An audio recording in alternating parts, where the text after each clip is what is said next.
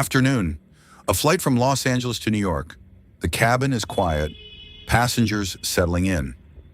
Daniel Brooks, a 41-year-old man in a faded airport janitor's uniform, sits in the last row with his 9-year-old son, Ethan.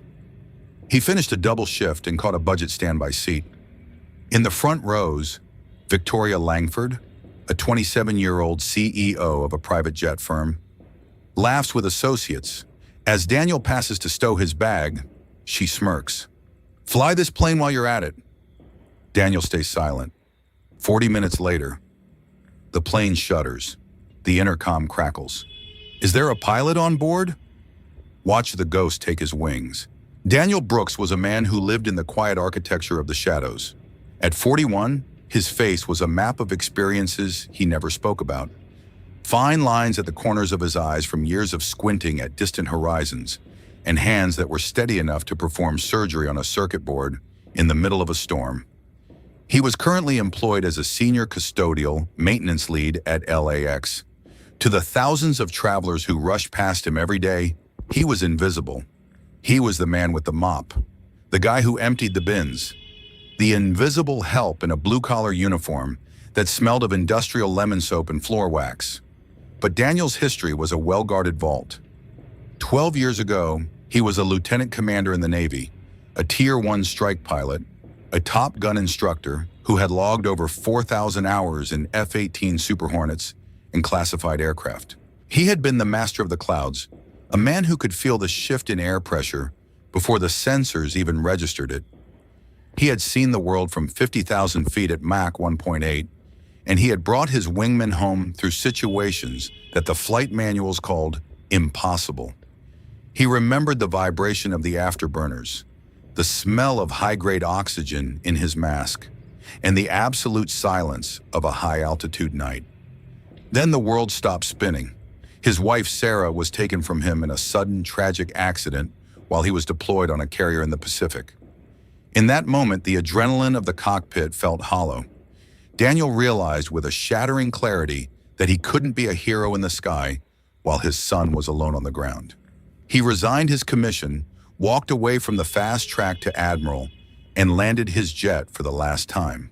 He moved to a small apartment near the airport, taking a job that allowed him to be home for every breakfast, every science project, and every bad dream. He traded the flight suit for janitor's coveralls because his son's safety was the only mission that mattered anymore. He chose a life where he was overlooked by everyone, so he wouldn't be missed by the one person who needed him. Today, Daniel and Ethan were on their way to New York to visit Sarah's mother for her birthday. Daniel was exhausted, having worked a double shift to afford the tickets, even at a standby rate. He was still wearing his work shirt, the airport logo faded on the pocket, and his boots were scuffed from miles of walking the terminal floors. As he shuffled down the narrow aisle toward the back of the plane, he felt the weight of the judgmental glares from the business class passengers. They saw a nobody intruding on their premium space. They saw a man who didn't fit the look of success. Victoria Langford sat in seat 2B. At 27, she was the face of Aero Elite, a company that specialized in high-end private aviation. She was brilliant, surgically decisive, and notoriously arrogant. She lived in a world where speed was the only currency and uniforms defined the man. When she saw Daniel struggling to fit Ethan's small, worn-out backpack into the overhead bin, she let out a short, mocking laugh. "Look at this," she whispered to her associate, loud enough for Daniel to hear. "LAX must be short on staff if they're letting the janitors fly standby." "Hey, pal," she called out with a sharp, ironic smile. "Since you're already in uniform, why don't you just fly this plane while you're at it? You might get us there faster." A few surrounding passengers snickered. Daniel didn't flinch. He didn't turn around to explain his service record or his flight hours. He had been in dogfights where the G-force was trying to crush his ribs. A CEO's mockery was just static on the radio. He simply clicked the bin shut, checked Ethan's seatbelt, and sat down in seat 38F, the very last row, where the engine noise was loudest. "Dad," Ethan whispered, his eyes wide, "why was that lady mean to you? You're a pilot." Daniel smiled, a slow, grounding expression. "She's just tired, pal. Everyone has their own weather. We just stay on our heading. Remember the rule? Keep your eyes on the instruments, not the noise. In this uniform, I'm exactly who I need to be for you." Ethan nodded, clutching his toy airplane. Daniel leaned his head back against the thin seat cushion, closing his eyes, listening to the pitch of the engines. He knew the aircraft was a Boeing 737-800. He knew the wind was coming from the northwest at 20 knots. He knew the airframe was aging, feeling the subtle groan of the fuselage as it pressurized. He was a ghost in the last row, a man who had conquered the sky and was now content to simply sit under it. But the sky has a way of calling its masters back when things go wrong, and Daniel Brooks was about to realize that some titles you never truly walk away from. Comment "true hero" if you believe a father's sacrifice is more powerful than any title. The flight had been steady for 40 minutes, the rhythmic white noise of the cabin acting as a lullaby for most of the passengers. Victoria Langford was buried in a spreadsheet, her fingers flying across her tablet. Daniel was drifting in and out of a light sleep, his hand resting on Ethan's shoulder. Then the vibration changed. To a normal passenger, it was just a bump, clear air turbulence. But to Daniel, it was a diagnostic report. He felt a subtle, high-frequency stutter through the floorboards, a microscopic lag in the engine synchronization. It was followed by a faint, metallic clink from the forward fuselage. He sat up instantly, his eyes narrowing as he looked toward the front of the cabin. He wasn't looking at the "fasten seatbelt" sign. He was listening to the aircraft breathe. He noticed a slight yaw to the right, barely an inch, but it told him the autopilot was struggling with a trim issue. He noticed the lead flight attendant, a seasoned professional named Sarah, walk quickly toward the cockpit. She didn't look panicked, but her pace was rigid, urgent. She entered the code and disappeared inside. 3 minutes passed. She didn't come out. The cabin temperature began to drop slightly, another data point. The engine surged, then settled into a frantic mechanical whine. Daniel felt the cabin pressure shift against his eardrums. He knew exactly what was happening. The captain was having a medical emergency, and the first officer was overwhelmed by a cascading systems error in the autopilot loop. Suddenly, the aircraft tilted sharply to the left, a minor bank that was overcorrected by the pilot. The ding of the seatbelt sign sounded 3 times in rapid succession. The air of the cabin turned from boredom to primal fear. People started looking around, whispering, clutching their armrests. The intercom crackles to life. The voice was Sarah's. It was calm, but there was a sharp, brittle edge to it that only a professional would catch. "Ladies and gentlemen, this is the cabin lead. We are currently experiencing a minor technical situation in the flight deck. If there is a licensed commercial or military pilot on board, please identify yourself to a flight attendant immediately. Please remain in your seats. I repeat, any pilot on board, please identify yourself now." The cabin went from a hum to a vacuum. The silence was heavy, suffocating. People stopped chewing. People stopped typing. Victoria Langford froze, her tablet halfway to her lap. She looked around, her eyes wide with a sudden primal fear. The Aero Elite CEO realized she was currently trapped in a 30-ton tube of metal, and the people in charge were in trouble. She looked at her associates. They were pale, looking for a way out that didn't exist. The man sitting across from Victoria, a corporate lawyer, started to breathe fast. "Is the pilot dead? Are we going to crash?" "Oh God, they never ask that unless it's the end." Daniel looked at Ethan. The little boy was watching his father with an expression of absolute, unshakable trust. He wasn't crying. He wasn't screaming. He was waiting for his dad to do what he was born to do. "You can help, right, Dad?" Ethan asked. His voice was the only one in the back rows that didn't sound afraid. Daniel unbuckled his seatbelt. The sound of the metal clasp was like a gunshot in the quiet cabin. He stood up, his janitor's uniform wrinkled, his posture shifting from a tired worker to a commander in a heartbeat. He felt the old weight of the Vortex identity returning. He wasn't a janitor anymore. He was a strike lead. "Stay right here, Ethan," Daniel said, his voice a low, grounding baritone. "Keep your belt tight and finish your drawing. I'll be right back. I promise." Daniel stepped into the aisle. As he began to walk toward the front, Victoria Langford watched him. She saw the janitor she had mocked earlier. She expected him to be looking for the restroom or panicking like everyone else. But as he passed her row, she saw his eyes. They were cold, clear, and perfectly focused. He wasn't walking like a man in a janitor's uniform. He was moving with a purposeful, heavy grace that made the air around him feel pressurized. He didn't look like a man flying standby. He looked like a man who owned the sky. "Wait," Victoria whispered, her voice shaky. "You? What are you doing? Sit down, you'll get hurt."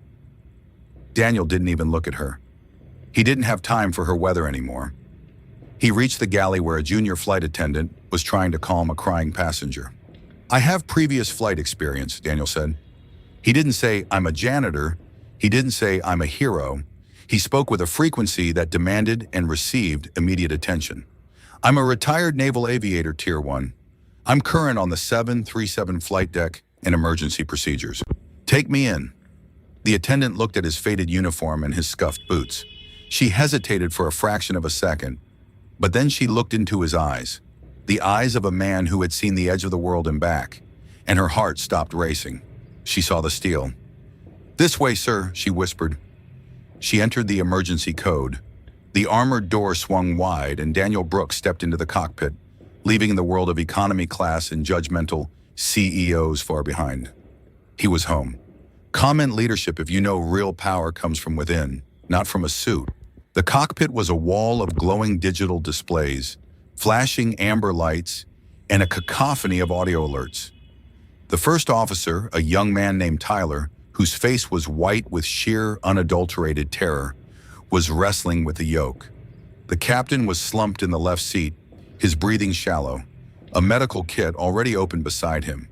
The master caution light was pulsing red, illuminating the panic in the room.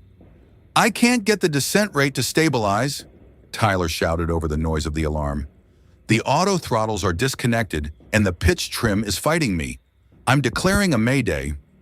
Daniel moved into the narrow space, his presence immediately lowering the temperature in the room. He didn't touch anything yet. He observed. He saw the situation in its entirety. The hydraulic pressure drop in System B, the airspeed fluctuations, and the mounting workload on the young co-pilot. He saw that Tyler was overcorrecting, fighting the plane instead of flying it. "Tyler," Daniel said, his voice low and authoritative, "look at me." The young pilot glanced over, his eyes frantic.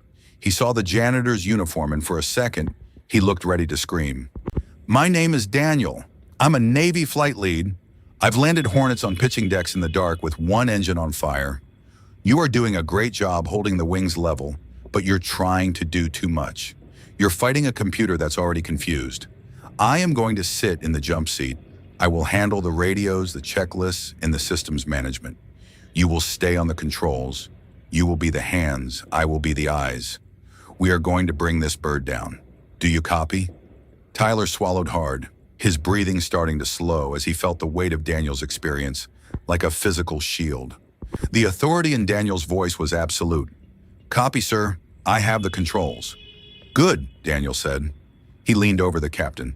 "Captain, I'm taking your comms for a while. Just relax. Sarah is here." For the next 20 minutes, Daniel was a machine of logic and precision. He worked the overhead panels with a speed that left Tyler breathless. He wasn't just reading a checklist. He was predicting the aircraft's needs. He managed the descent profile, monitored the failing hydraulic pressure, the cause of the vibration he had felt earlier, and guided Tyler through every correction with the calm tone of a teacher. "Watch your sync rate, Tyler," Daniel said, his eyes scanning the monitors. "Increase power to 60%. We're going to be heavy on the touchdown because we can't dump the fuel in time. I'll handle the reverse thrusters and the braking. You just keep the nose on the center line. The wind is coming from 290 at 15 knots. Expect a slight push to the right." Inside the cabin, the atmosphere was one of terrifying uncertainty. The plane banked sharply as it began its emergency descent.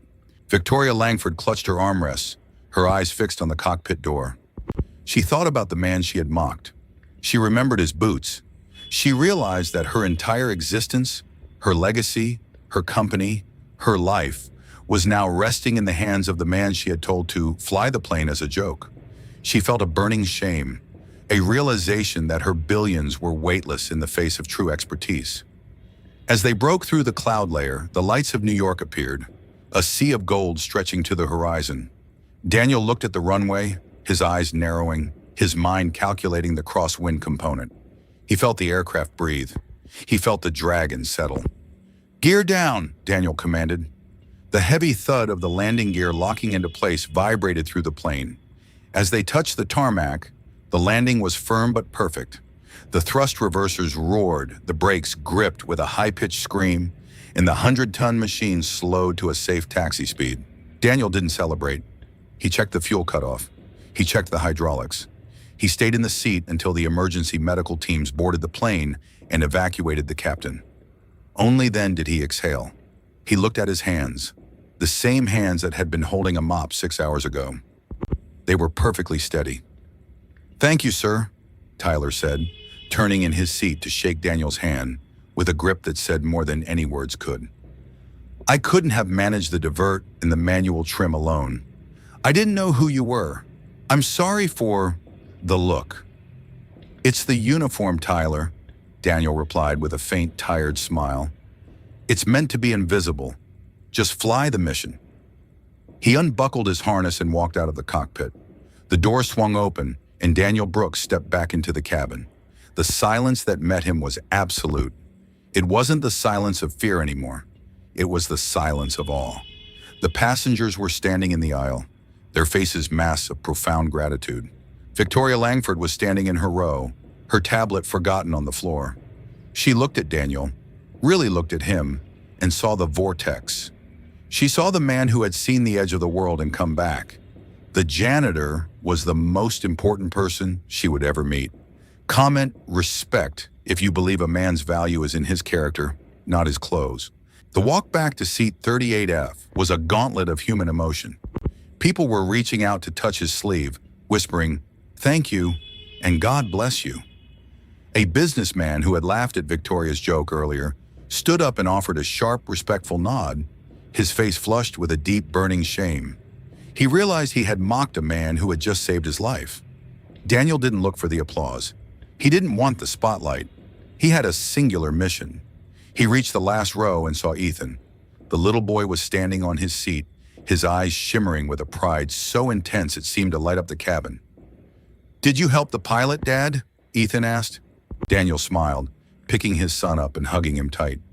"I just helped him read the map, pal. The co-pilot did all the hard work.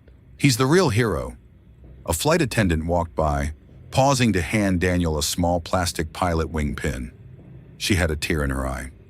"The first officer told us what you did, sir. We didn't know who was sitting in the back. He said you flew better than the simulator instructors." "You're not supposed to know," Daniel replied softly, pinning the plastic wings onto Ethan's shirt. As the plane taxied to the gate, a passenger in row 35 asked, "Sir, were you a commercial pilot?" "You handled that like a captain. I've flown for 30 years and never felt a recovery that smooth." Daniel shook his head. "Navy, F-18s, a long time ago. Different life." Victoria Langford stood just 10 feet away. The Ice Queen was gone.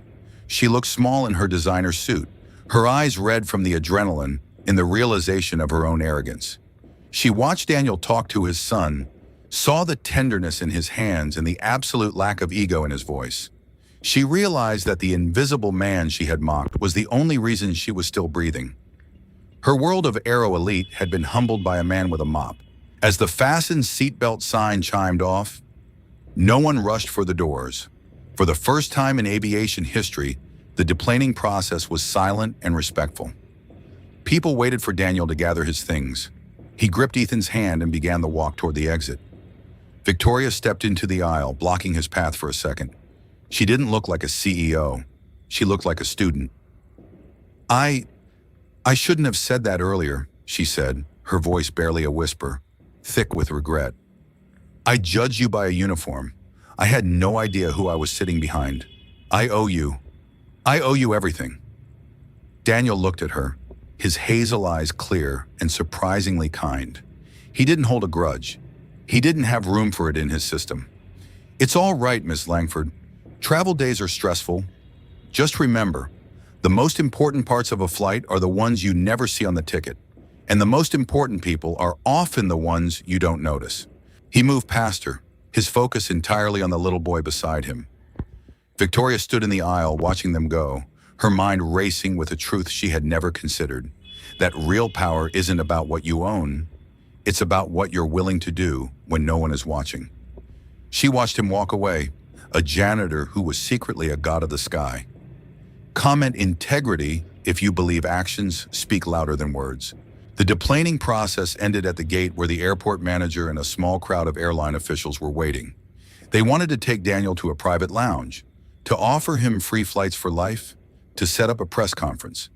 Daniel politely but firmly declined it all. "I'm just here for my mother-in-law's birthday," he said, ruffling Ethan's hair. "And I think my son has had enough excitement for one day. We just want a taxi." He was walking toward the baggage claim when a voice called out, "Daniel!" He turned to see Victoria Langford. She had run to catch up with him. She wasn't wearing the blazer anymore, and her hair was windswept. She looked strangely human in the terminal light. "I did some research while we were taxiing," she said, her voice warm and sincere. "I found the logs for Vortex. I found the stories about the Mediterranean rescue in 2012. You were the one who landed on that burning carrier deck." Daniel gave a small, humble shrug. "That was a different life, Victoria. A different version of me." "Was it?" she asked, looking at Ethan. "My dad used to tell me that a man is defined by his highest flight.